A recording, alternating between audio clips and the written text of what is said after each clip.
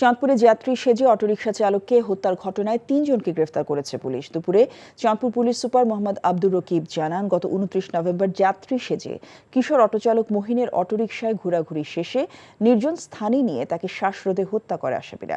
হত্যার ঘটনায় ১ ডিসেম্বর থানায় মামলা দায়ের হলে আসামি মোহাম্মদ রাব্বিকে গ্রেফতার করে পুলিশ। তার তথ্যের ভিত্তিতে ২ ডিসেম্বরে অভিযান চালিয়ে আসামি জসিম এবং ইসমাইল হোসেনকে গ্রেফতার করা হয়।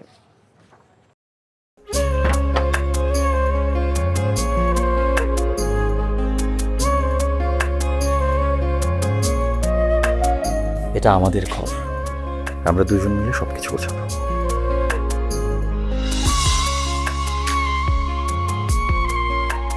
বাহ, এই ঘরটা এতদিন মরে আসছিল, নতুন বউয়ের হাত করে একটা চক চক চক চক করতেছে। যদি কখনো কোনো ঝড় এসে সব এলোমেলো করে দেয় তাহলে? আরে তুমি আসছো, তোমার বউয়ের হাতে রান্না খুবই চমৎকার। এলাকাটা ভালো না, একটু সবকিছু চোখে চোখে রাখেন। আমার খাওয়ানিও তোমার কোনো চিন্তা করতে হবে না। এই যে চুড়ি দিয়েছে, শাড়ি দিয়েছে না যেগুলো, তার কাছে চল চল চল, শোনো শোনো। পৃথিবীতে মানুষের মানুষের সম্পর্কের বড় সমস্যা কি জানো?